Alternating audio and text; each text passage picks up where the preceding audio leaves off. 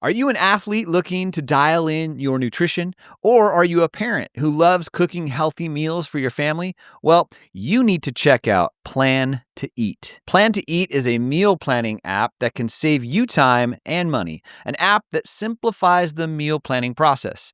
Our family knows how important it is to meal plan in order to eat healthy, as I'm sure that you do too. Plan to Eat is great because when you find a healthy recipe online or from one of your favorite social media apps like Instagram or Pinterest, you can upload those recipes directly to the app and plan out your weekly meals or your entire month. One of the things that I like the most is that the shopping list is automatically generated from your planned recipes and makes grocery shopping more efficient. So I can go to the store knowing our list has exactly what we need. No more texting or calling Sally from the store to make sure I didn't forget anything. Plan to Eat offers a free, fully functional 14-day trial, no payment info required, so that you can easily see if it's right for you before you pay. And Choose Strong listeners, you can save 25% on an annual subscription to Plan to Eat. Sign up for your free trial at plantoeat.com/Sally.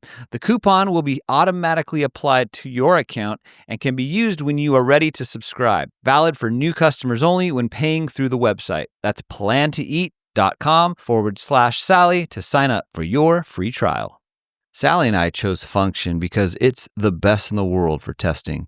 It's an all-in-one health platform with over 100 advanced lab tests covering your entire body, 5 times more than the average physical. Comprehensive and focused on critical biomarkers, it offers testing twice a year. Available across the U.S. and super easy to use. It's recommended by Dr. Mark Hyman, Dr. Andrew Huberman, Dr. Casey Means, and hundreds of health experts. Kicking off the summer, Function is sharing their Long Live campaign. Long Live is a celebration of the everyday moments that make life worth staying healthy for. For me, this means long live crewing Sally at ultras and other crazy adventures. This means long live watching our kids cross finish lines and score goals. In the spirit of long live and taking control of your health, get a $100 credit towards your annual membership at www.functionhealth.com/Sally McRae. This $100 credit is only for the first 1,000 listeners. So sign up at functionhealth.com/Sally McRae.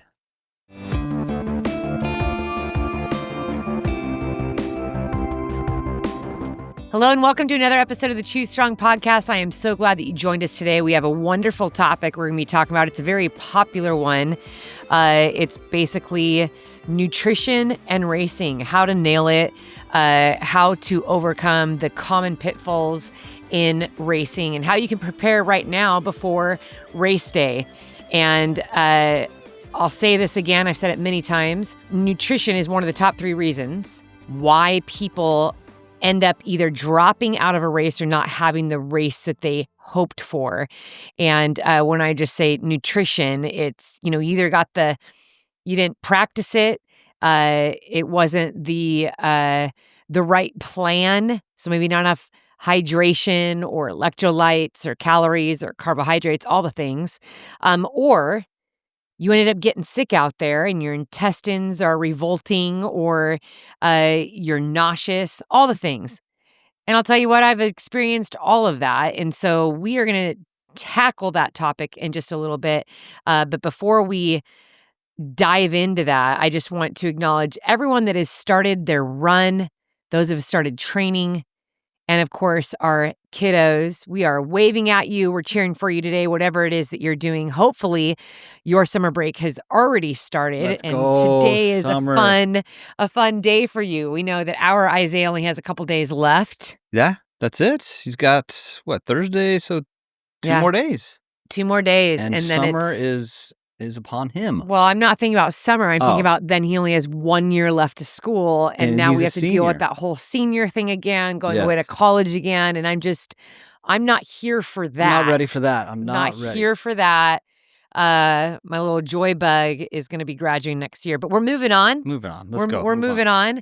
In other news, Eddie. Yeah, let's hear it. What do you got? What do you got? We are doing a really exciting giveaway. I'm Oh, so excited about this I'm giveaway. so pumped. You guys know how much I love Mammoth at the Eastern Sierra. I love Mount Whitney. Last year, I got to do a really cool project with my good friend Tim Tollefson, who is the RD creator, founder, owner of Mammoth Trail Fest, as well as the Mammoth 200. We did a wonderful film. I got to live out in Mammoth for a little bit before we did that.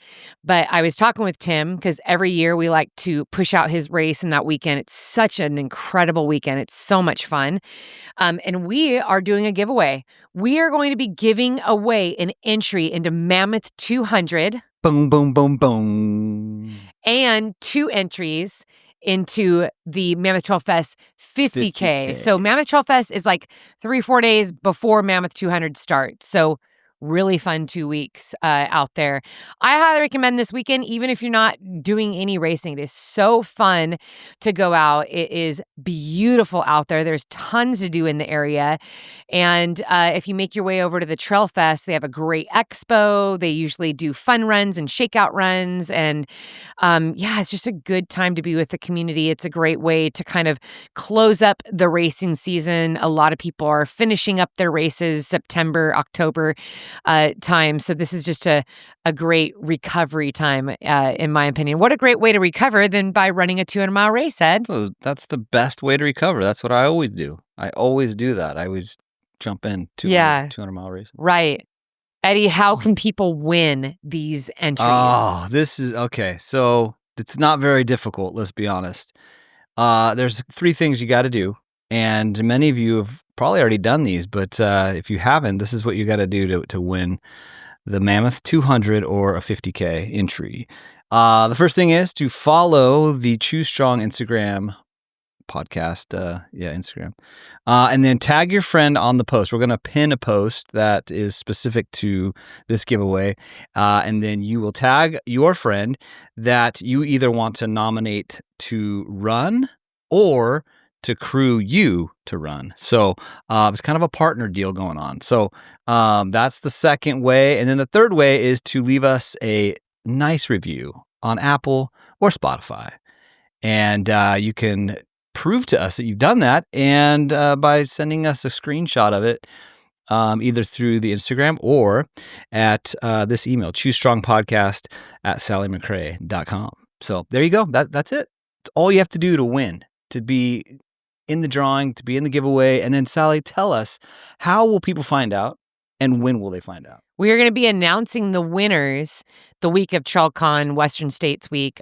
Tim will be there. I don't even think I've told Tim this, but we're going to do just a quick little live from our Instagram, and we're going to announce the winners. Now, some of you are already thinking, oh my gosh, I really want the 200-mile entry. I don't want the 50K entry. So all you have to do is you'll just put a little hashtag when you tag your friend. So you'll see the post in our Instagram. It'll be pinned and it'll just say the Mammoth giveaway. So when you do your comment, you tag your friend, just do hashtag 200 or hashtag 50K because those will be separate drawings. So we have the 50K drawing, 200 drawing. Yeah. And so that hashtag 200 or hashtag 50K will let us know which one you are hoping to win because we definitely don't want to give a 200-mile entry to someone that was really hoping for the 50K entry. Yes. Those distances are just a little bit different. Little different. Eddie, this is for anybody that is hoping to get the 200-mile entry. What I do know is they're not going to have very much time to train. I mean, 3 months. Yeah. Well, I guess, let's see. June to July. They're getting about 14 to 15 weeks of training, which, it's doable. It's doable. And that's what's so great about the 200s is you're getting 5-6 days to run these things. I think a lot of the finishing times, it equals out to you needing to put in, I want to say it's like 40 miles, between 40 and 50 miles a day, maybe even like less than that. I need to go and look at what the cutoff time is. But all that to say, I mean, if you can break it down in that way, within a 24-hour period, don't think of it as 100. It's not a 100-mile race. It's not two 100-mile races. It's a completely different beast. But I love this distance, and I'm so happy that we get to partner with the Mammoth Trail Fest, Mammoth 200, Tim Tollefson, to do this giveaway. It's going to be really exciting to see who wins. And of course, Eddie and I are going to be out there. So we will be there to greet you and cheer you on. Yeah. Fist bumps, chest bumps, and bear hugs. Right. That's what we're giving out. Right. So you guys, we'll put this in the show notes too. So if you are running along or driving, don't feel like you need to write this down. It'll be in the show notes. Yeah. And for entry rules. Yeah. And we're excited to see who wins. Yep. Are you going to run the 200? Are you sitting that one out? I would love to, but I have just now started. This is yesterday was day 2 of being able to do some run walking. So not even running at any great length of time yet. It's basically, 1 to 2 minutes on of running with 2 to 3 minutes of walking, but very grateful for that. I'm going to do the wise thing and patiently build back up. How'd it feel last few days running on it? It was all right. Yeah. It's not like just incredible, but I think that's all I can handle right now. So slow, patient build. My heart is happy. Feels so good to be able to do that. Be out there and run. Yeah. Yeah. And I'd say, it's been several weeks that I've been putting in 2, 3, sometimes 4 hours a day of just training. Not running, but doing everything else. I think that's always the protocol. The wise protocol is like do what you can that doesn't cause any pain. So I think sometimes when we get injured, we just think, oh my gosh, I'm going to sit around on the couch. It's like, no, not necessarily. Even that hand rowing machine can be very effective, and lifting weights and, working on mobility and strength and core and all the things. There's always something that we can work on. So that's definitely what I've been doing is work on everything else, strengthen everything. So lots of strength training, lots of stair mill and bike and elliptical and whatever doesn't cause pain. I'm all about it, but I will not be running the Mammoth 200. Okay. All right. Well, I'm glad the knee's feeling a little bit better. You're actually getting out and running, and it's beautiful weather. So it's perfect timing for you to just lightly get back out there. Enjoy it. Yeah. No rush, Sal. Just take it easy. All right, Sal, let's get right into some highlights. What do you think? Let's do it. Let's do it. I like this first one came from the Choose Strong podcast message, and this is from Blair. And Blair said, "Dear Sally and Eddie, thank you for everything. I not only just ran my farthest distance, but I also ran my first marathon and my first ultra marathon." Oh, wow. That's right. I did a backyard incredible. ultra, facing my fears of re-injury, and pushed my body just about as far as it would go, 30 miles. Without the Choose Strong podcast, I never would have done this. The constant encouragement to be brave and the reminder to do this for me and not anyone else set me on my way for success.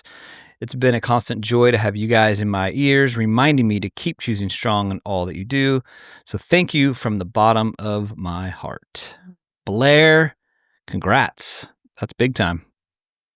Backyard Amazing. ultra, 30 miles. Yeah. Done and dusted. That was the furthest she's ever gone. That's She's incredible. never done a marathon and then cranks Just out decided to 30. do that. It really is amazing what we discover about ourselves and what we're capable of doing if we simply try. Yeah. We make the fear of failing or not, reaching our goal. That's not part of the conversation. Yep. Because the truth is that's for all of us. Even the most think of the most successful people you can right now. Think of who you would consider just highly successful in whatever industry. And it's important we understand that those people that you're thinking of had a lot of failure too. Yeah. They had a lot of setbacks and had to navigate things that they didn't understand or weren't good at or needed to learn, experiment. And I think that's really exciting for us. We have the freedom to do that too. Yep. It's okay to keep trying over and over again. So this is awesome. What an accomplishment. Yeah. To be able to just walk right up to a starting line and smash both the marathon distance and an ultra distance. Well done. Well done, Blair. Well done. All right, the next one is from Stay Gold Kid. Instagram handle. He wrote into our Instagram also. He says, I love this one. He goes, "Hey guys, totally random, but I just got into running and I recently discovered your podcast. It's been super encouraging, but the wildest part, for the last 3 episodes that I've listened to, I've broken a 5K PR every single time. Who needs music when we've got you guys in our ears? Seriously, motivation, entertainment, and accidental speed coaching all in one." That is a great review right there. That is very kind. And it's so fun reading these reviews. Thank you so much for that. And congratulations. 5K PR every single time. That's amazing. Wonder what episodes. You got to send me that screenshot. I wonder what episodes he was listening to. I mean, everyone's a banger, so it's going to be That's really true. hard. That is so true. Really hard to narrow that one down. Except like the first couple. It was like, the first couple were incredible. Those will slow you down, I think. Now, you only say that because you don't like the audio. No, I'm just saying, I feel like the substance was incredible. the It's been content, incredible this whole time. The content was off the charts, amazing, but putting that in your ears and trying to run fast is not a good combo. I think that will slow you down. I disagree, guys. Okay. I think anytime you get to hang out with Eddie and I, well, where you're gonna hit out of the park. So honestly, I believe it's probably. I'm pretty confident on this one. I'm pretty sure that he listened to your solo ones when it's 3 tips on blank, 5 tips on how to whatever, right? Right. I think he queued those up, and then just turned those on. I was like, dude, PR after PR after PR. I think that's what just happened. revving the engine. Yeah, because you were just firing him up, Yeah. and he was feeling it. So, Stay Gold Kid. That's what I like to call him because that's his name. You're really proud of yourself for that. For what? That's I not just my name. see your face. There's always this moment in your eyes that when you think you're clever. I'm not. That was his name. That wasn't clever. What do you mean? I know that was his name, but I'm just saying the smile on your face is I'm gonna. Yeah. Go on. Yeah. All right. Stay Gold Kid is. Thank you for sharing that amazing success. Yeah, that's really cool. That is cool. I love that review. Let's go on. I got one more.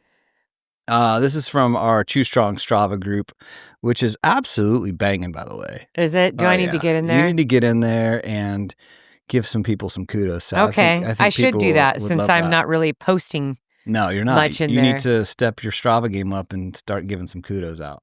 Okay, wow. Well, there you have it, guys. I'm just saying you need to be doing You more. told me. You need to be doing more on Strava. Hashtag Sally needs to do more. Okay. All right. Well, you know what? In the Chew Strong Chew Strong Strava group, we have Megan Godowski, and I definitely gave her kudos for this. But it was an interesting kudo I gave her because it was a hesitant kudo. A hesitant kudo. It's a new one. I'll explain that in a second. That's a new one. All right, Megan. Megan says, on Saturday, I ran my first 50 miler. It hurt so bad, I stopped the watch as soon as I crossed the finish line. I ran through nausea and vomiting. I ran the last half of the race, a full marathon, on 5 saltine crackers and 5 gummy candies. I wanted to quit, but I didn't. I remembered the paraphrased words that said on this podcast many times. Remember your why, and if all you can do is walk, then do that. Walk, I did, a lot. Humble pie was served multiple times, but so proud to have finished. Now, huge, massive kudo to Megan for 50 miles, right? Knocked out a 50 miler. Amazing. And then went that whole last part of the race on 5 saltine crackers and 5 gummy candies. How? That's impressive, right? Very impressive. Here's the thing that I was given the hesitant kudos about, because she stopped her watch and it's at 49.83. Oh. Now, for me, yeah, I hope I'm not alone on this one. Tell us what you would do. I hope I'm not alone on this one, but that drives me nuts to see 49.83. Now, not because, that's amazing, by the way. Megan already gave you massive kudos for running 49.8 miles. I'm going to interject right now. No, this stop. is just showing me 0 for 2 that even though you've been married to an ultra runner for the last 15 years that I've been doing it, it is wild to me that this detail about, and to all the ultra runners that are listening, very rarely, unlike road marathons, is the ultra distance exact. No, yeah. No, you can go to a that's 50K not my and some point. people get a 28.6, others get a 31.1. I understand that. So my point is this.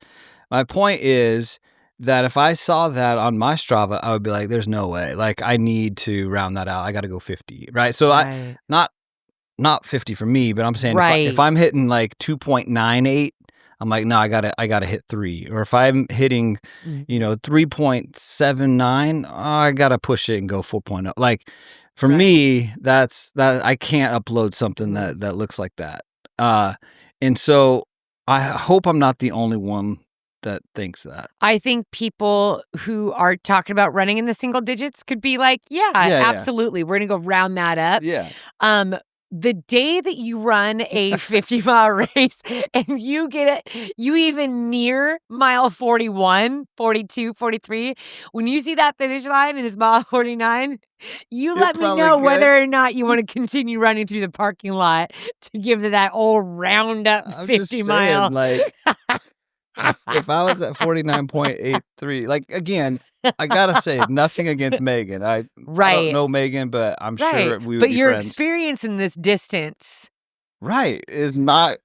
There's not a lot of experience. I'm not gonna lie. Okay, I am giving you such a hard time. I know exactly what you're saying. It is that rounded up number. You go out to do a 12-mile long run. I'm actually curious though, and you finish at 11.88 on this route that you thought was going to be a nice even 12. You're not finishing at 11.8. You're going to get that 0.12 done. Yeah, in full transparency, on Strava, I have skipped over and not given kudos to people that have not round up. Wow. I know it's embarrassing. This is why I need to be deep. in. I understand. It hasn't been a lot, but I'm just like, oh, come on. I will be in there to pick up these pieces. But part of it is this. Listen. And when was the last time you went for a run? Part of this is You sure you're not doing it because you're jealous? Okay. Maybe a little bit. Wait, this guy only ran 18.99. No kudos no way. You. Dude, how'd you not just go 19? Come on. Pathetic. So, but so the hesitant kudo was given, but it was definitely hesitant. And the hesitant kudo, if it actually was existing, would it be like a shaking hand like this? Yeah, it was like, would it be like, okay. It starts out like, and like if you go on Strava, it has that motion in it. It kind of just like glitches. There it is, the hesitant kudo. I'm going to put a poll. I'm going to write myself a note. What's the name of this wonderful athlete that wrote that in? Megan Godowski. I already said. So Megan, I just want you to know you got like a dozen kudos from me. A dozen. And the day that Eddie actually even runs half the distance that you just did. That's true. Okay. That's true. All right, Ed. All right, but I'm going to put a poll. How many of you run to hit that like even number? I say a lot of runners can kind of fall into that category of type A. Or are you okay with like we need to round it up? The 0.72. Like, well, I also know there's a thing on Strava where people just like, because that is so popular, oh my gosh, I have to round this up, that people will purposely stop at that 5.98 just to ruffle feathers. Oh. Like you. Really? Or they're like, so they'll do it on purpose. Hey, I'm confident in my run. I don't need the so it's about confidence. the 0.02 to validate whether or not my workout was done correctly or that I'm getting the most out of myself. So you're saying that I'm not confident in running. I didn't say that. What are you saying? What I'm saying is being confident in the fact that regardless if you run 49.88 or 1.85, the importance is that you got out and you got it done. Yeah. You did what you needed to do. And sometimes that race finish line is going to be a little bit closer, a little bit further, or it all depends on your GPS watch. So we shouldn't always be going based on the watch, but rather that's true. What the route is. I do give the people the benefit of the doubt if they don't hit that even number, like right on the dot. I'm mostly like that. I'm right there with you. But have you ever gone on a group run with friends, like even just down at the beach, and all like everyone in the group has a different distance? Yeah. That yes, everyone is like, dude, we said we were running 14 today, and I get you got that. 14.1, I got 13.8. Like, I'm definitely rounding that up to 14. Yeah. But I always think like if you go and you're like, I got 2.91. and you upload that to Strava, I always think like, oh, they must have had to go somewhere like pretty quickly. They had to like get their mileage in and like they were late for something. I can't wait to read the comments that come from this part of the podcast. I think a lot of we people have a lot agree of with great topics planned for this podcast. This one is hilarious, but I feel like most people that to our runners that listen to this podcast, they all understand this. I'd say that most people are like, yeah, I want that even number. But what I'm saying is, I'm gonna throw the poll up there, and we'll see. What I'm saying is, you be different, and you get your run done, you get your workout done. Yeah. It doesn't matter if it's rounded up to 6 miles or not. Okay, yeah. Well, have you ever? You know what I used to do? What? Before I was signed with Coros, sometimes I'd wear 2 or 3 watches. I remember that. Yeah. One was the Apple Watch, Target watch that you got for $9. It wasn't GPS. Yeah. No, I would wear the Apple Watch. Yeah. I would wear a Garmin, and I think at this time Sunto was actually looking to work with me. So I had like a few watches, but I was always like. Oh, and sometimes I would do just the Strava app. Yeah. And it was really interesting always. It kind of opened up my eyes. Yeah, and I think that's why I'm bantering with you about this, just because we rely so heavily and sometimes too heavily on a device. Yeah. And it can stress us out, it can jade us, it can upset us when the truth is your pace would have been different if you were wearing a different watch. And it isn't by a lot. I mean, but sometimes that 0.12 or 0.3 is like, it just, it can bum you out, and it's like, oh man. Yeah. That's why I also like to tell people, like, sometimes you just need to go based on time. Like, leave your watch at home and just, like, go run for an hour. Look at the clock before you leave. Or wear, like, that analog watch that's not a GPS watch. Or bring your phone and throw it in your pocket. Look at it, one time when you think you're nearing an hour. But, yeah. Okay. What else, Ed? All right. Let's bring it back really quick before we sign off on this little segment here. Back to Megan. Megan, we're proud of you. 50 miles is no joke. Well done. Saltines and gummies, like, you nailed it. Well done. Proud of you. She has a solid dozen kudos from me. I know you gave her the hesitant kudo, but I ended up giving her a whole bunch after this conversation. And if you had a $2 million lottery ticket, would you give it to one of your kids? No. In Massachusetts, this article comes at us from Massachusetts on June 6, 2025, and I thought this would be really fascinating. The title of this article is Massachusetts Dad Gives Daughter Lottery Ticket Worth $2 million. I'm going to go ahead and read it. It's a very, very short read. Let's hear it. Those of you just moving along here. A Georgia woman who received a Massachusetts state lottery scratch-off ticket as a gift from her father ended up winning $2 million. So he probably bought it. So he didn't know. He didn't know. And he didn't know. That's different, yeah. So Vanessa Acosta of Georgia told lottery officials she received the ticket as a gift from her father, who bought it from the East Boston Corner Market on London Street in East Boston. The ticket, a $25 million mega money game, turned out to be a $2 million winner. Mr. Acosta said her winnings will go toward buying a house and paying for college. That was it. That's the end of the article. And the reason why I wanted to read that was How would you react in that situation as a dad? I know this is common, like people get scratch off tickets like in their stockings at Christmas, or you give them to friends on their birthday and you kind of banter, hey, if you make $1 million, you better give me some of that. And the scratch offs can be kind of a fun thing to give, as part of a gift. If Isaiah got a lottery ticket, let's say you gave it to him for his birthday, and you're thinking a scratch off, one, there's a very slim chance he's even going to win. It's just like if he does, it's like $100. Yeah, right. $100, like, maybe there's 500. No way $2 million is. Are you expecting in your mind though that even if let's say he got $5,000, are you like, hey, you should probably give me some of that? But if Isaiah won $2 million, would you go to him and be like, hey, Yeah, well, absolutely. I think it would be.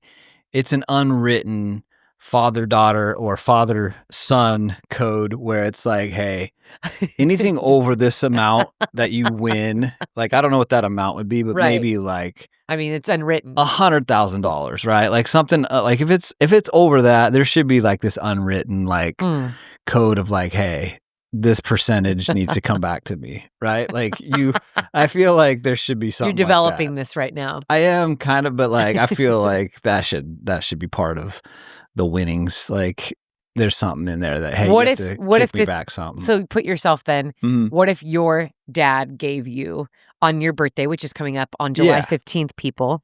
If your dad gave you a scratch off ticket, you won $2 million, would you be like, oh, we're splitting this?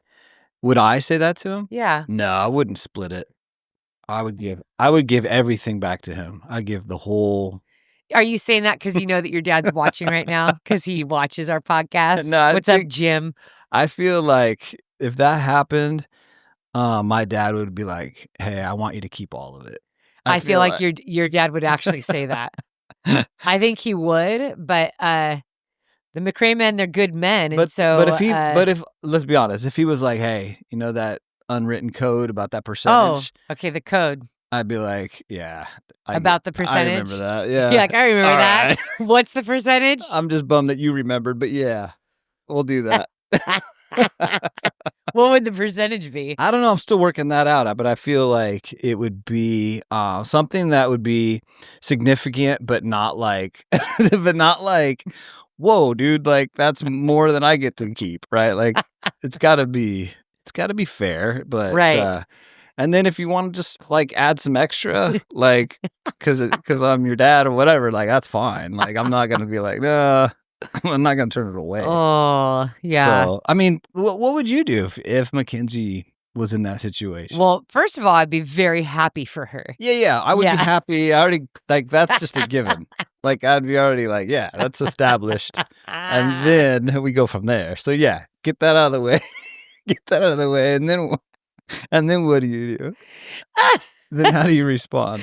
I feel like this is the scene from Three Amigos when they're all like laying in bed together. Remember this movie? It's like from the late 80s, early 90s. The Three Amigos with Steve Martin and Martin Short.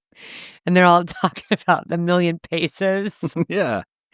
What they're going to do with the million pesos, which they have no idea even how much a million pesos is. Yeah. What that translates to among three people, split up among three people. It's such a great scene. And they're laying there and I think it's Martin. No, I think it is Martin Short.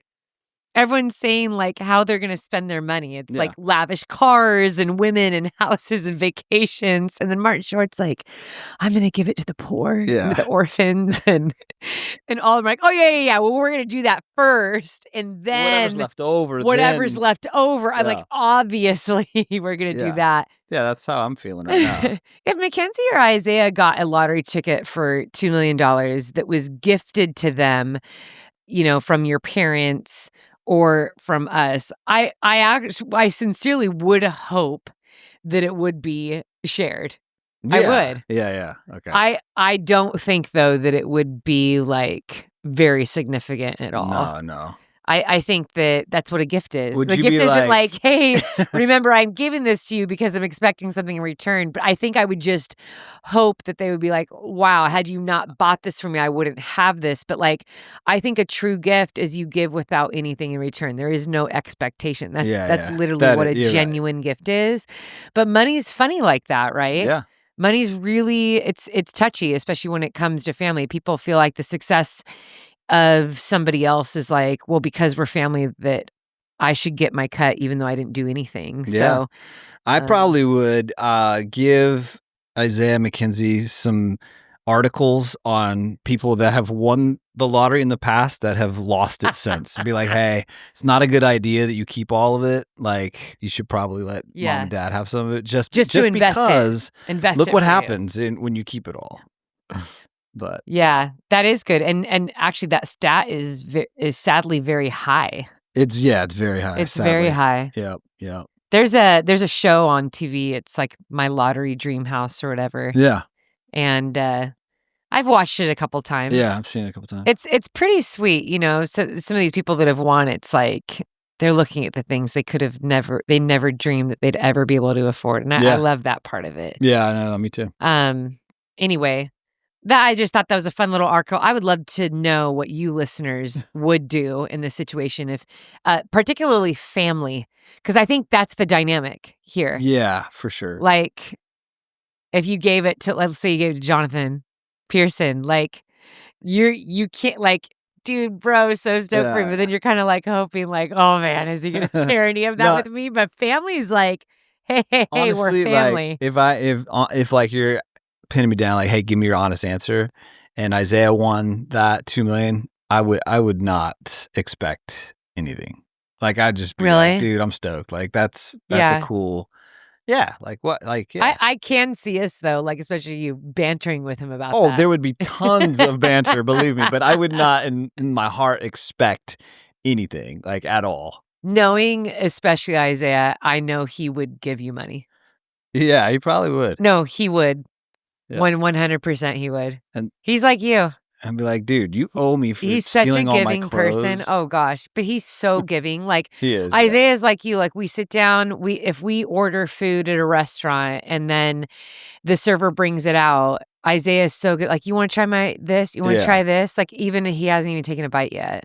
He's always true. Like, that's exactly how you are. But speaking of, I just remember those wings we haven't. I just remembered those we ordered those the other night. We didn't eat them. Is real. Okay, totally flipping topics here. I have to read this one too because you got another one. For anyone that has ever gone to Australia for vacation, or if you are from there, if you're from Sydney, Sydney's awesome. Never been. The first time I went to Sydney, I think it was 2017. Okay, you're just trying to flex. And it reminded me so much of Southern California. And of course, like, who doesn't love Aussie? Like, love Aussies. And amazing food, coffee, everything. But it was like the weather was the same. I stayed on the coast. Like, I loved it. And this article popped up and it made me laugh.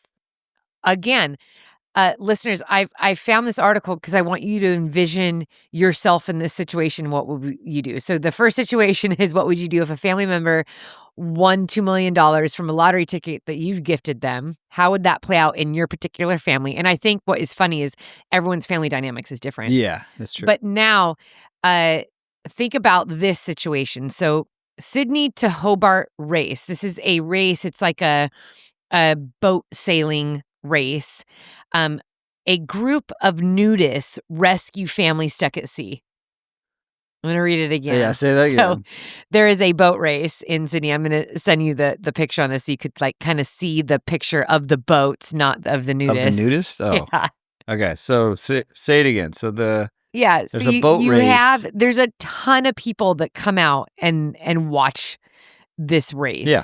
And they are going from Sydney to another city. Okay. And basically what happened here is, and I'm sending this to you right now so you can see the picture. I'll just go ahead and read it. Yeah, just read it. Sydney to Hobart. So that's the two cities that these boats are going Hobart is the other city. Okay, yeah. And you can see, look at how many boats. Tons of boats, yep. Are in the ocean. Again, a very a very short article. Nudists have rescued a group of sailors after their small boat got caught up in strong currents in Sydney. The group were watching the annual Sydney to Hobart race when they found themselves struggling to keep control of their boat. Spotting the sailors in trouble, a group of nudists and other eyewitnesses on Lady Bay Beach set off to rescue the group. The boat came angling into the shore, which was a bit weird, Chris Pierce, a Getty agency photographer who photographed the rescue mission, told The Telegraph. I thought maybe they were dropping something off. But then a guy with a kid started screaming at the people on the shore, saying expletives, come help, come help. You could see a fair bit of water on the boat. The nudists rescued the woman and child on the boat before pulling the boat ashore. The incident was witnessed by hundreds of spectators. So it sounds like this boat was either had a hole in it or something, but it was covered in water, maybe starting to sink. And so the nudists that were on the shore went and helped. And at first, when helped the woman you child said that, I thought the nudists were part of the race. They were in the boat. I just figured that was their team uniform. Like, I didn't know if like they had uniforms on that boat. This one was like, hey, we're going no clothes. Like, well, I just think so I'm just picturing right now, which I just think is so like hilarious about all this, is like me and Mackenzie on a boat, and like she's a little girl, and I'm like, hold on, sweetheart. There's people coming to help us. There's people coming to rescue us, and they're all naked. She would have so many questions for you. She'd have so many questions. But then also it's like this extremely stressful situation, right? Yeah. So, listeners, go ahead and just have a thought about that one for a minute. But it's a lighthearted article. I think it's hilarious. I would love so many things going on. I think that's what it is. It's like my boat is sinking. I got my child here. And now come the people from the nudist colony. Yeah, and I love how there's like a photographer, and then he's taking pictures of what's going on. So good. And then the incident was witnessed by hundreds of spectators. Yeah. So that's just like, there's just so much going on with this. Try not to picture them pulling this boat up. And, so good. Yeah. The goal is to make you chuckle a little bit here on this show. So there's a couple lighthearted news articles for your day. Hopefully we cracked a smile for you. But cracked a smile. When was the last time that you needed to go to a doctor, but you pushed it off? Made the excuse of, I'm too busy, or I don't know which doctor to go to. I think we've all been there.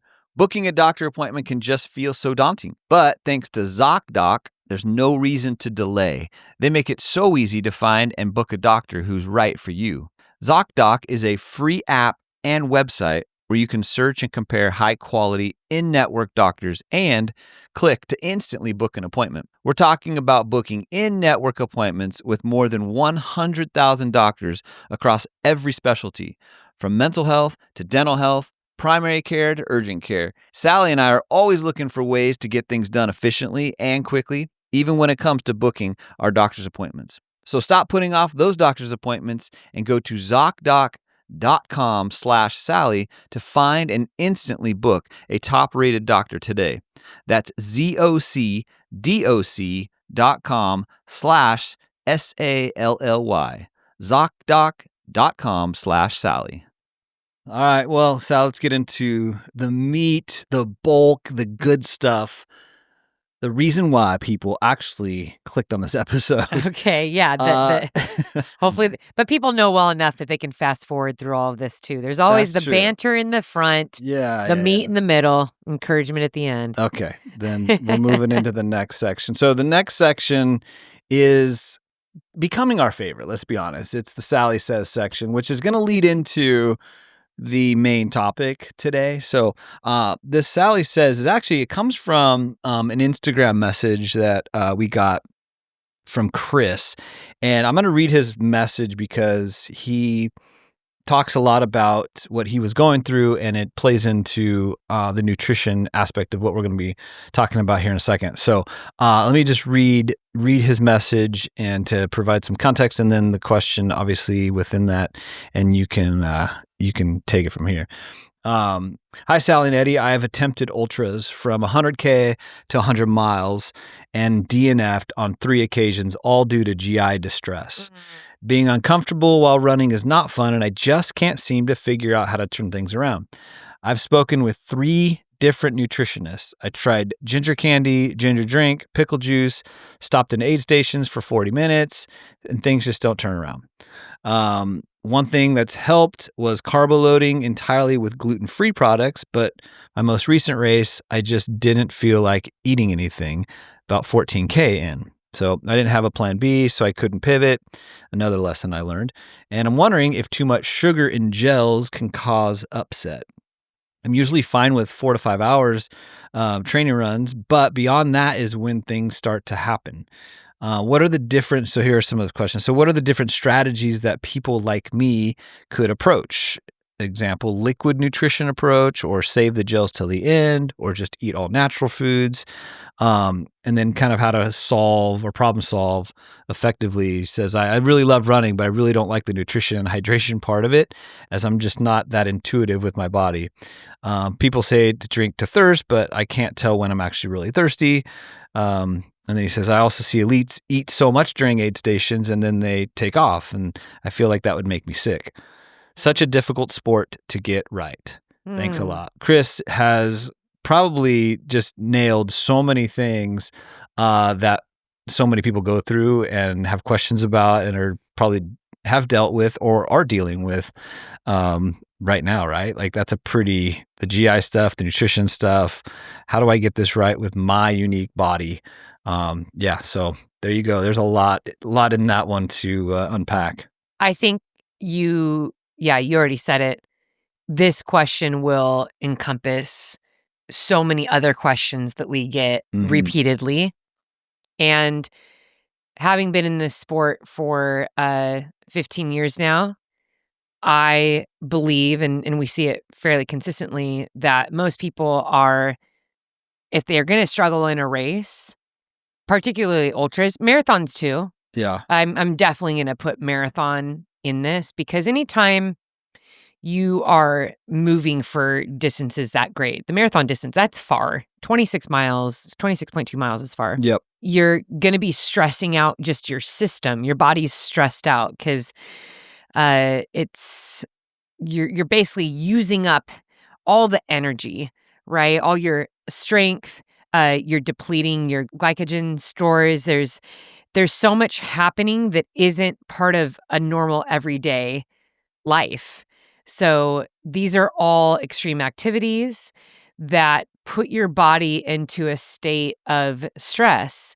And now you're asking it to process and break down food and nutrition. So because of this, I would say that the top 2, I think I said in the beginning, top 3, but like top 2 reasons people don't do well, they drop out, don't have the race that they should have or hoped to run as far as a time goes, is because they got their nutrition wrong.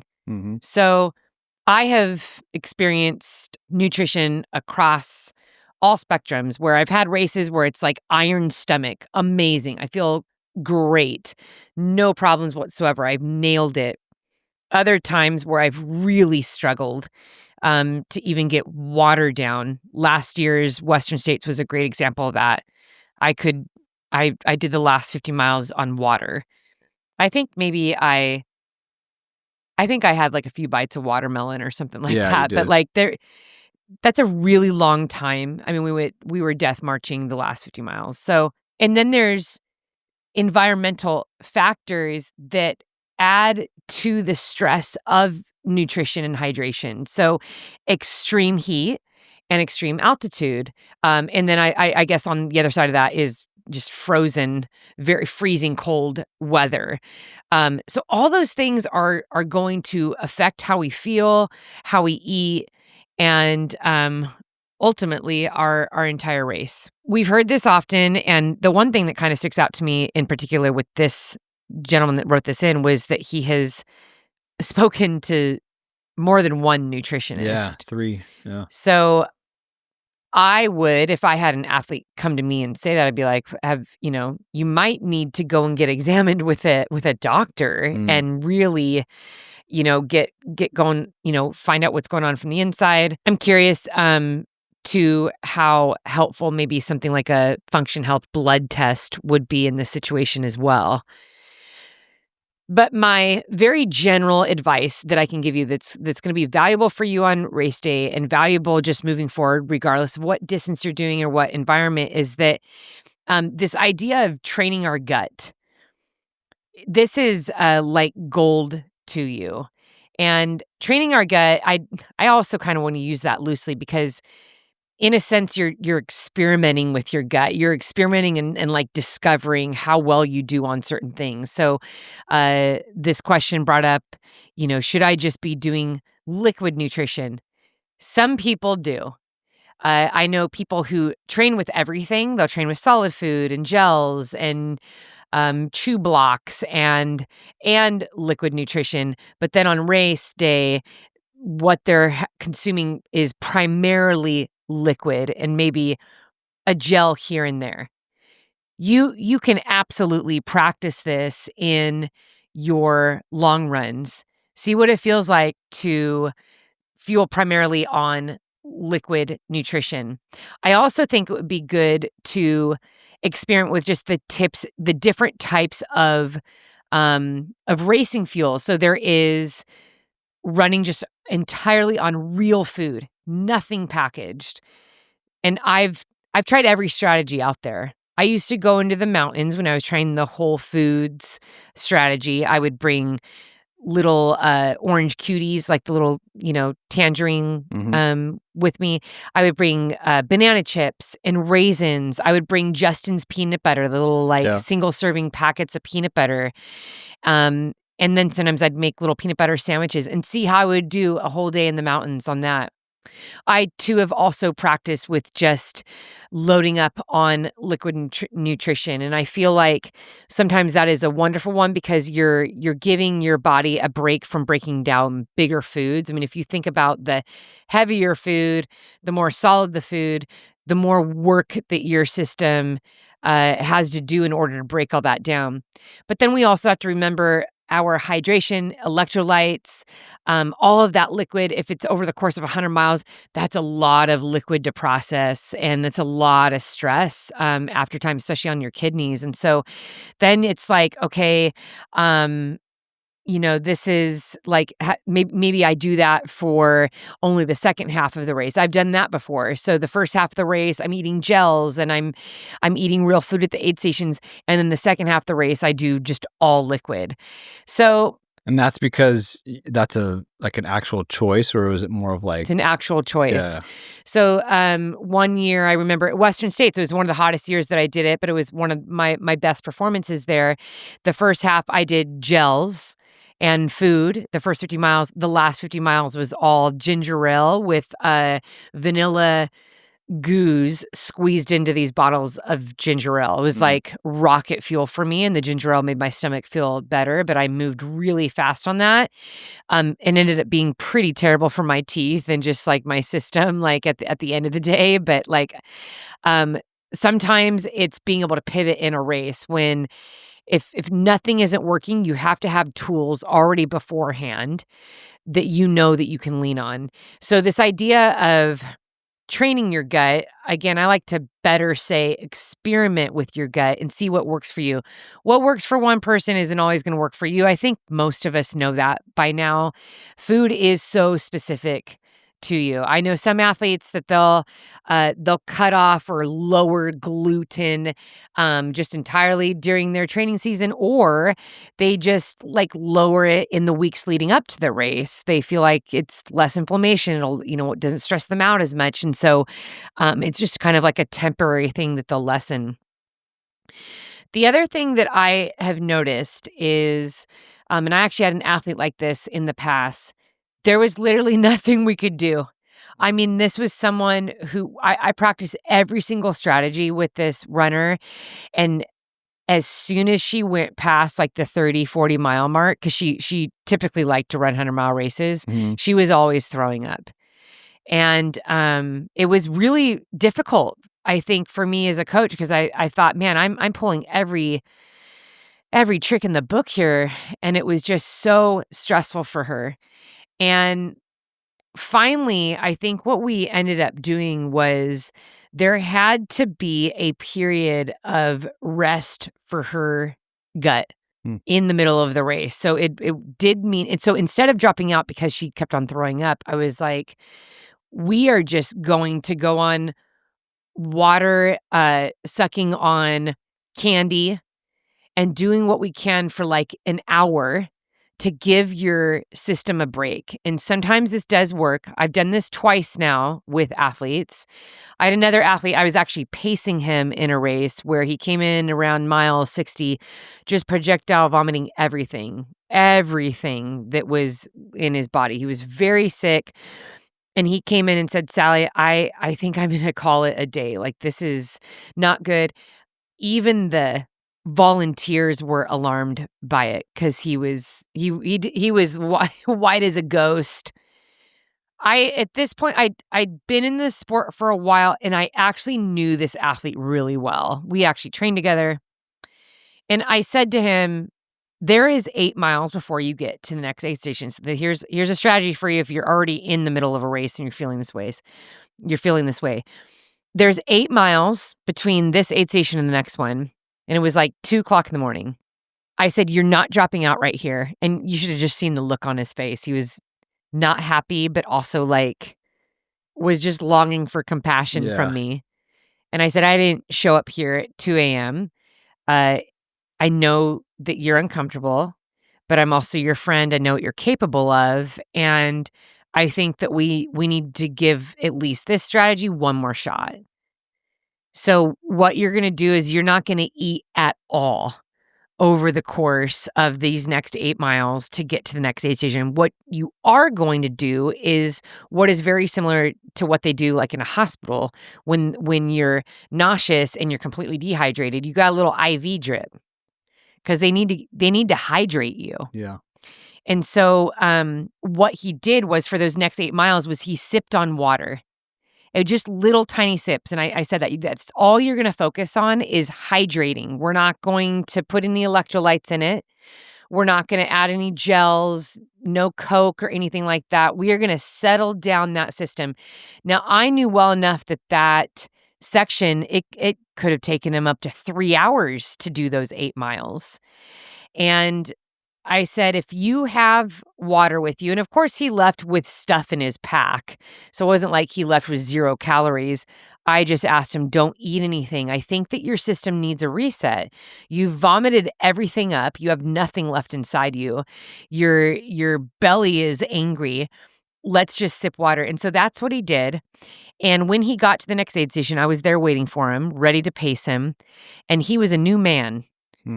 And he did wonderful the rest of the race. I think he ended up being one of the last persons to finish, but he was so proud of that finish because his original plan was to drop out. And so I think this is the best thing to tell our runners who do struggle every single race with nutrition. You have to do one of 3 things as soon as the whether it's intestinal, because sometimes it's intestines that are revolting, or if it's just that nausea in your stomach. Number 1, you slow down. And for those of you that are trying to race or set a like personal best time, I know how devastating that is, and it's not what you want to do. But a lot of times, especially in ultras, you can still do quite wonderfully in a race by allowing yourself that reset, because you might have even greater energy, greater strength at the end, and you can negative split at the end. I've seen this before.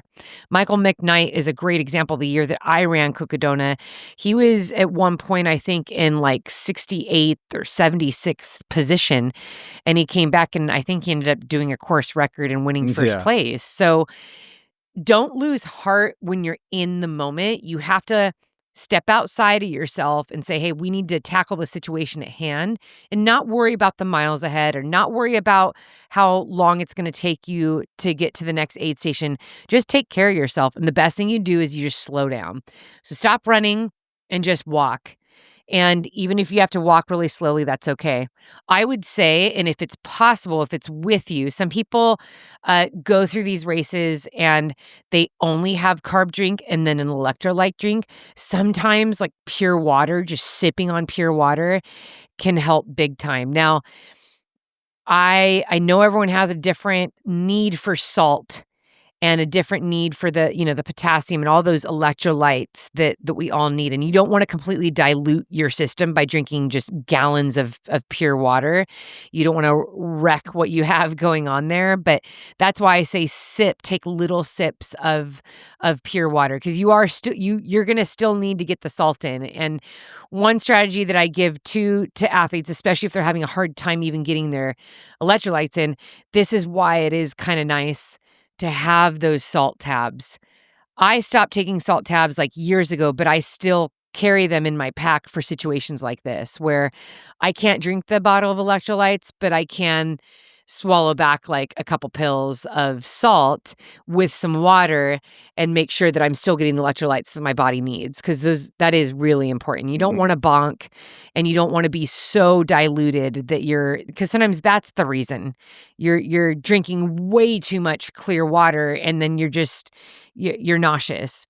So slowing down, taking sips of water, cooling down your body is another reason why sometimes we get sick. So if it is a hot race, I always say that if you're starting a race that's hot, or you know that later on it's going to be hot, you should be standing at the start line wet. Your shirt should be wet, your arm sleeve should be wet, your hat should be wet, your hair should be wet. You should be ahead of the cooling game. And even if that might keep you cooler for 20 minutes longer than you would have normally been, or 30 minutes longer than you would have normally been. If you're also starting a hot race, you should have a bottle dedicated to dousing. It might even serve you well if you know where the water holes are along that course. If there are some, that is a game changer. When I'm in a long race, I look for water and I stop and put my hat in there, especially at the beginning of the race, the beginning of a long race, when I know how heat naturally, it doesn't matter how fast you are, heat will slow you down. Once someone is dehydrated, once someone is overheating, the way your body protects itself is it needs to protect its organs. Your pace will naturally slow down. So I am not concerned about stopping at a little waterfall or a creek or a little river to douse my head, to douse my hat, my arms, my face, because I know that it will bring energy back to me. It'll bring life to me. It'll keep me from overheating. It'll keep me from getting nauseous. So that's really important too. So hydrating adequately is a big deal.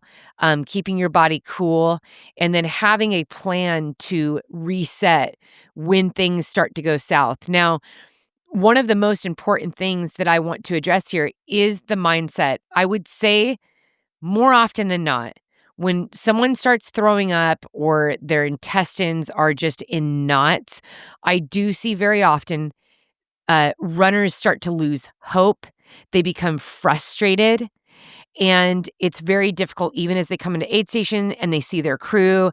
The conversations sound something like this. Well, this just isn't my day. I can't believe this is happening to me. Or why does this always happen? And I'm moving so slow. I don't think I'm going to make the cutoff. This is so frustrating. What you can do instead, you have to stay positive. You have to tell yourself, I need to take care of this situation. I know if I can calm it down, that I will feel better. You have to convince yourself that that is the plan. The plan is, we're going to take care of this.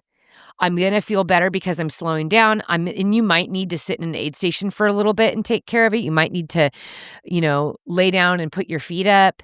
You might need to have your crew douse your head, but it should not be the immediate reason that you drop out. A lot of times people will drop out of a race when they're nauseous, and I kid you not, an hour later they feel amazing, and it is like the worst feeling. I know this. I've had a lot of DNFs in my career, but there's nothing worse than that an hour later you feel better. So if you are already 3, 4, 5 hours ahead of a cutoff, it's okay to sit in an aid station for an hour and have a reset, knowing that you can then move along in the course. And who knows, 30 miles later, you could be moving at a way faster pace than you would have ever thought you could at mile 40 or 50 or 60.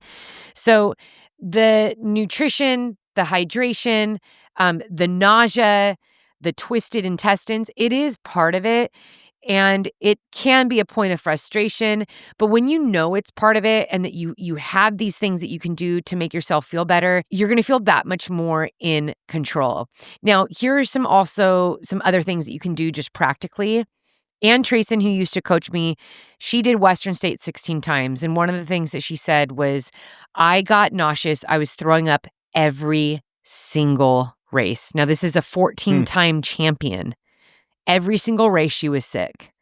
And the reason why she's not a 16-time champion is because I think it was at mile 94. It was in the very, very beginning. It may have been like the first time she had done it. I think that someone gave her an IV at an aid station or something happened. It was like she was winning too. And then she knew that she had to DNF or something like that. But it was something that was very frustrating for her that she knew that she could have overcome. And she learned a lot from them. She went on to win 14 times after that. So for a lot of us, it's, it was, I think it was medical. They actually pulled her and then gave her an IV. So she was pulled first. They wouldn't let her leave because she was in such bad shape. I think maybe rhabdo was on the horizon for her. But one of the things that she would do was she would put a peppermint candy or a ginger candy in the side of her cheek. And she said, I would let this candy be like a slow drip. And it'd be a little bit of sugar and a nice little signal to my body that I was getting something in, that there was a little bit of something. And sometimes it'd make her stomach feel a little bit better. I know peppermint or spearmint tea that typically can help soothe an upset stomach. And so she would let that just drip as she ran along. Now, obviously, the calories and carbs, they're just not there. But it was just something that would help her stomach feel a little bit better. And then, of course, it was, sipping water. Some people do feel a lot better if they are sipping ginger ale. That carbonation, makes them feel a lot better. But the best thing that I can tell you, just as a whole, is get used to practicing every single long run with your nutrition. Try different strategies. Try the whole food. Try gels and carb drink. Try all liquid. And allow yourself to really document and feel out the way that you are recovering, the way that you are feeling towards the end of the run. Is your energy high? Is it low? You can also experiment with what you're eating in the nights before your long run so that you know how to feel the night before your race. Because some people actually are experiencing issues in a race because of what they're eating the night before isn't always what they would normally eat the night before a training run. So some people might go overboard on pasta, or maybe they are at a destination race and they decide to go out to dinner with the crew at a restaurant they've never been before. And so anytime you are going away from what your body is used to doing before it goes on a long run, the night before a race, that can cause some stress. So obviously, race day is not the time to experiment. Your long runs are the time to experiment. Does dairy, gluten, grease play a significant role in why people have GI issues? For some people, yes. And so it's not uncommon. I talk to athletes all the time. They will get rid of dairy the few weeks before a race, or they'll stop eating sugar, or like I said, they'll lessen the amount of gluten, get rid of alcohol, processed foods, all those things that are just naturally going to cause inflammation. I mean, they're going to help your system as a whole. So you can experiment with that, eliminating those, but I wouldn't do any race day experimentation. To the gentleman who actually wrote in on this original question, the biggest thing that I would encourage, especially after going to nutritionists, is it would be great to get a blood test to see if there's any deficiencies in there, or even some tests for food sensitivities. And then it would just be wonderful to meet with a doctor that could address some of these things for you, because there's nothing more frustrating than knowing all the things to do and trying and experimenting and seeing nutritionists and still nothing is working. So it's, for some of us, nutrition is the most complex part of the ultra. It isn't the distance. It's not, the mental fortitude. It's, wow, I can't do a race past 30 miles without puking and my intestines being in knots. Like, how am I going to do this? So, again, just to kind of summarize that up, a lot of the problems with nausea and with intestines has to do with stress on your system. Stress on the system is going to come from a couple things. One, environmental factors, extreme heat, extreme cold, and altitude. Second is going to be introducing new things that you don't normally do. And one of the newest things that we all end up doing, whether we want to or not, is just being on our feet for that long, eating for that long. So you saying that you're fine in a 4 or 5 hour training run, those couple times that you do that leading up to a 50-mile race or a 100-mile race, well, none of us are really getting out for 15 miles for 15 hours of training. Sometimes people will use a longer ultra as a training run or nutrition practice for the 100-mile race day. This is something I always wanted to do. I always wanted my athletes to do. So if they were going to do a 100-mile race, I'd say pick a 50-miler or a 100K 6 to 8 weeks before race day. And all you are going to do is practice your nutrition. Nail it. Nail down exactly what you want to do in your 100-mile race. And then this is where we're going to address any problems. And your race day nutrition isn't just like knowing what to eat, it's when to eat, how much to eat, how many carbs do you need, how much electrolytes do you need, what should you be putting in your drop bags, what does that race offer? I think I had told the story about my first international race at the in the Cinque Terre, the Zocdoc race, and their aid stations had lemons and raisins. Very different from racing here in the United States. So you have to do your research on what fuel is offered, how often it's offered, because then that'll dictate how much you're eating in a race, how much you need to carry in your pack, what you need to put in your drop bags. There's a lot of different variables and things to consider when it comes to nutrition. But the truth is, you're not going to get very far very well if you're not getting the calories in. That's your fuel. Fuel in, fuel out. Most athletes are going to finish a race dehydrated and severely under-fueled. It's almost impossible to keep up on the amount of calories you actually need. So if you are even fueling properly and consistently throughout a race, you'll still finish that race, even though your stomach feels good, within a calorie deficit and dehydrated. So it just makes matters worse if you're at altitude on a hot day and you're not feeling good and you're not fueling properly. You have to figure that out. I'm going to call it just a couple other go-tos that I do in this situation. Pointing to Tahoe 200. I was sick when I started the race. I got progressively sick in that race because we were upwards of 10,000 feet. It was 93, 94 degrees, huge exposed sections. It was easy, even if you were fueling and feeling amazing, everyone was sick. I was stopping at any side of water. I was dousing myself. But what ended up happening was I did not eat calories for 24 hours. And I was surprised by myself in that race over and over again at my ability to continue going. And I realized that eating anything made me feel worse, but I knew well enough. I mean, I've got to have some wisdom here. I'm not going to last very much longer. I'm not going to be able to move very well unless unless I figure this out. So Eddie started bringing me smoothies, which that turned into rocket fuel for me. That was the one thing that I could get down. So having a crew in that situation, I got lucky. Having a local smoothie shop that he was able to go to 2 or 3 times, that was pure luck. So my advice to you in this situation is, what are you going to do when you don't have crew and there isn't local smoothie around that you can do that? What can you take in? Well, having raced internationally also in these situations, I know most all aid stations are going to have soda, whether it's Sprite, ginger ale, Coke, or something.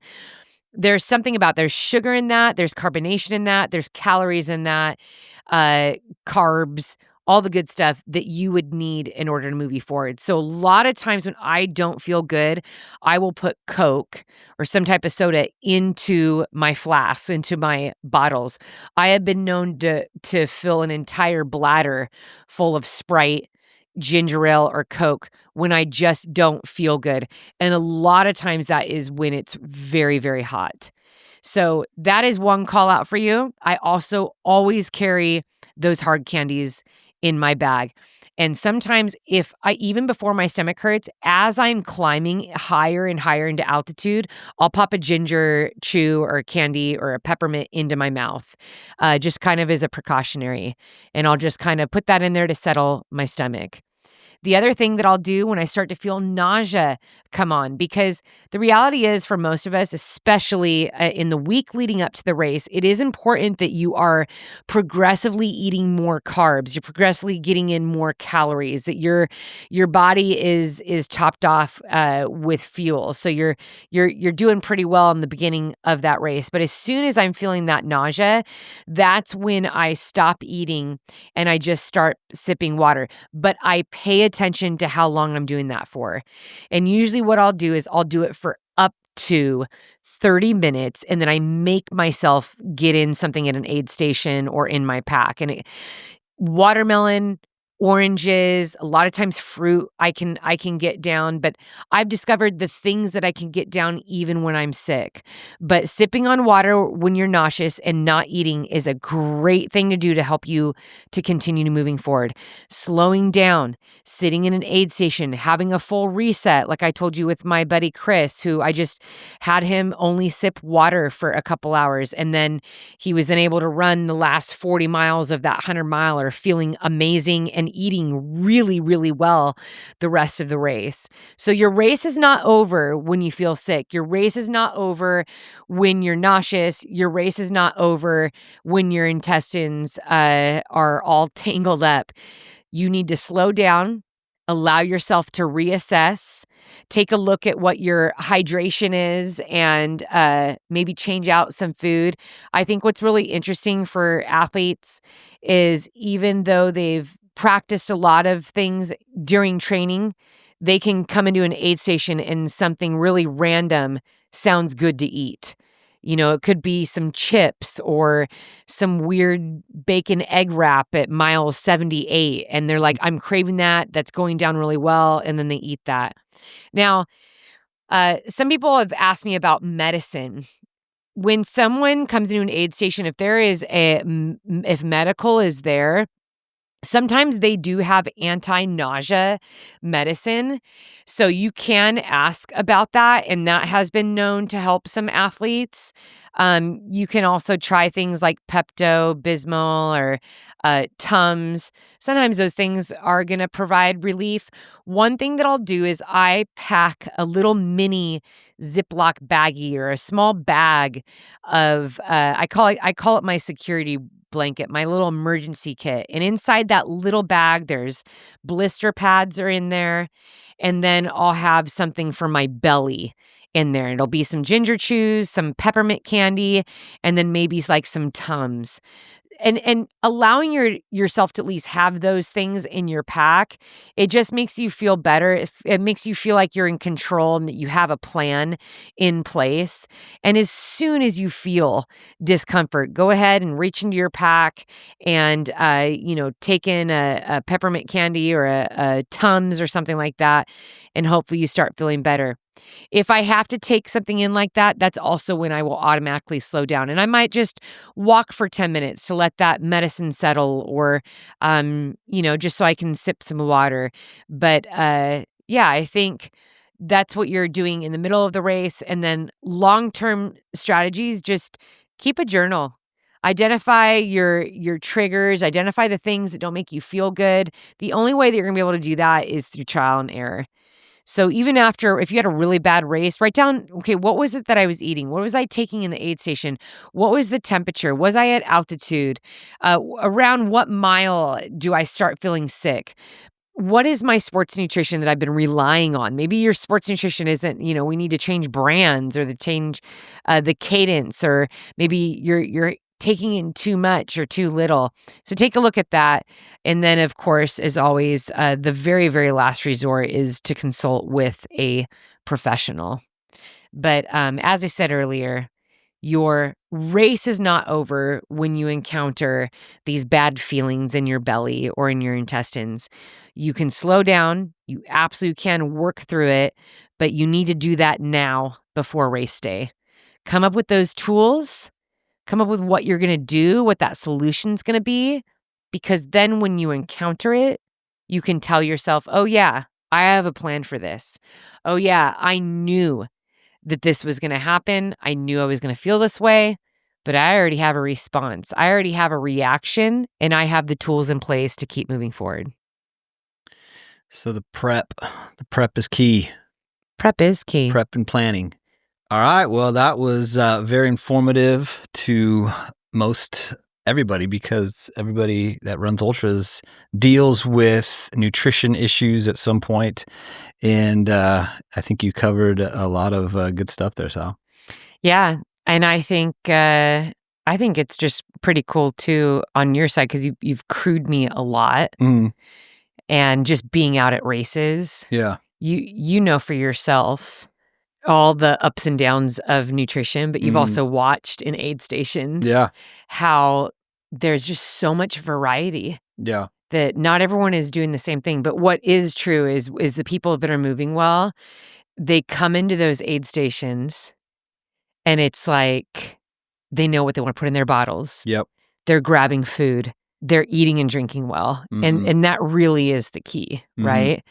I know you have a lot of stories of just seeing some runners come in, they're just like walking slowly or they're not doing well. And a lot of that has to do with the nutrition. They're not eating. Yeah. Yeah. I've seen, I think, just to reiterate what you just explained, how it's very unique and individualized, right? Because what I've seen you from even race to race, it's been different. Like you've never really had like the same strategy in terms of what you did. Like you had a similar strategy going into it, but once race happens, it's like, all right, what's my body going to do? How is it reacting to certain things? And so you're trying different things and see what works and what doesn't. So it's so unique, and it's unique even within the races that, so yeah, I've seen a lot of different ones just with you. I mean, just that story of the smoothies that you're talking about, like that was so random. Like you never wanted that stuff before, and yet that was like your go-to, and like you wanted every time I saw you, you wanted one of those, and that was what kept you going. And I don't know. Yeah, so it's just interesting how that plays such a massive role in people's racing, and yet it's something that is very like such a variable, like, race to race. But yeah, so it's an interesting topic for sure. To our listeners and viewers, I want to encourage you, whether you're doing ultras or not, your nutrition on and off the race course, in training and on your recovery days, it all works together. What you're putting in your body on a daily basis is going to affect your workouts.